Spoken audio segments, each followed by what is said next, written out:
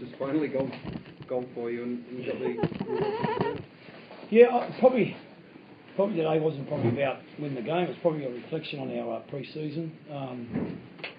It's pretty well documented. We've got a pretty tough draw to start with, but I thought last week the scoreline wasn't a reflection. I thought conceding only one try in the second half, and we had quite a few opportunities. I felt we could have been a lot closer last week, but I was really impressed with we had a bit of backbone about us, which obviously we didn't have that last year. We had a bit of steel and a little bit of resolve. But it's interesting, after the game we spoke that we've got to start believing that we can beat some of the top teams. So today I thought, if you look at the conditions, you look at our first 30 minutes, I thought we were very impressive. We controlled that game there for long periods, but you've got to understand with that breeze and that weather, you're going to spend a fair bit of time coming out of your half. So obviously that was going to turn around the second half. That would be Leeds' turn the second half. But I'm really happy for the players, because they've worked really hard, and they've the new guys coming in have been really good, and the younger guys have learnt some things from them. And I just thought today was probably, as much as it was a derby for the fans, and I think that's fantastic and all that, it's I thought it was just a real shot in the arm for the effort the guys have been putting in. Ian, do you think you handled the conditions better than Leeds today? I would say probably in the first 20 minutes we did. I would say, not taking anything away from Leeds. I very much respect them as current World Club champions, Super League champions, and that's probably how big the effort has been today. If you're probably marking our score in the second half, our kicking game wasn't great. There's, I think, about 3 or 4 times we put the ball over the dead ball line, and twice we put, they caught the ball on the full. So I thought in the first half we did, but in the second half I would like to see us been a little bit better than that. But I don't know about you guys, but you just felt defensively, there was going to be someone was going to put their shoulder in, someone was going to try and force an error from Castleford. I thought our halves were very good in the first half. I thought that their composure, and Jordan Tansey, I'd just like to make special mention of Jordan, because we talk about how sport's good for young people, and probably Jordan 12 months ago, it wasn't wanted by any Super League clubs, but it was on the scrap heap as a talented young kid. There's not many kids that can, on their CV, can have played for Leeds, gone to Hull and played for the Sydney Roosters, and they're only still 24 years of age.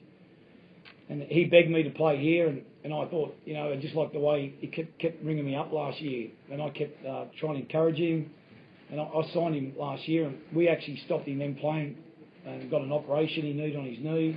So he had played no friendlies with us. He was thrown in the deep end last week. And I thought, he was really good today, and the kid's so talented. But he's got himself together off the field, which is brilliant. And days like this for him, probably special. For all the effort he's had to put in as a person. So I thought he was really good today with that there. I was very conscious late in the game of probably getting some of our smaller people on, because I didn't think it was all about big people today because of the conditions. I was keen on getting Milner and the Clark, both our hookers, on for long periods. So if you look at our pack, probably, and with Massey, Jordan Thompson and Oliver Holmes, not one of them are over 21 years of age, and but they're pretty mobile, and we just try to interchange the bigger blokes amongst themselves with that there. So good day for a lot of guys to get a lot of stuff out of their confidence today. Did you feel you'd missed your chance with the field goal attempts? You know what? It's easy being a jockey in the stand. I can see it unfold in front of me, and you'd like to think, with experience, you'd like to think a couple of times that there was a shot there. But I just said, I went and grabbed Rangy there when I said, the reason I want to take the 2 points, Rangy, is because with that breeze, if we can kick before the 4th tackle, Hall's positional play wasn't real great there, and if we can kick long, we should be able to, I reckon we'll force an error. We've got to back ourselves to force an error there, and if you want to debate it, probably field goal, but you know, you just feel. I got to say the ref. He showed some. It was a penalty, and it was a penalty, and he could have bottled it. He didn't bottle it, so I've got to give him a rap there. I thought it was a tough conditions for him today. I thought us as a team, we need a bit of luck, and I thought at times during the game and last week, that's the reason I rang Stuart Cummings, we had no luck. So I'm really glad he stood up to his task at the end there, because you know that usually some referees, younger referees there, will just let players cheat offside the 10, try and charge down the field goal, not get set at marker. You know, that's no different. That's even a better time to be more clinical as a ref. And I reckon he'll get a lot out of that game, because at least he shows he's got the balls to stand up for his rights there. So. Was the way your team handled the scene then the epitome of what you were about to do? Yeah, it's I'm not sure if the referees have got that rule right. You know, I mean, it's the waving the arms. I'm not sure if they're I think that needs a little bit of refining. But yeah, I will say that, because you could sense that Burrow, Maguire and Singfield smell a bit of blood then, and they really stepped up to the mark. And so we had to push obviously a back rower into the middle there.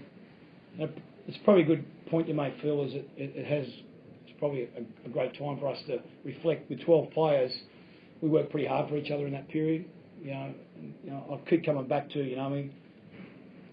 we didn't have a lot of spine last year, so and this group does have a lot. And I respect them the way that they've built that in a short period. So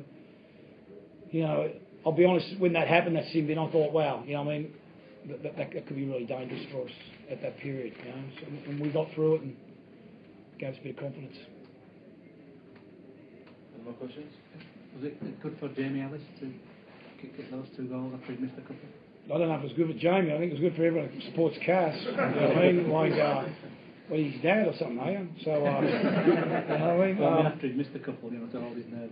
Yeah, you know what I mean? Like, that's kicking, isn't it? I mean, what you understand with kicking is that players don't just turn up on Sunday and kick. Like, he has to do kicking during the week, and he has to do a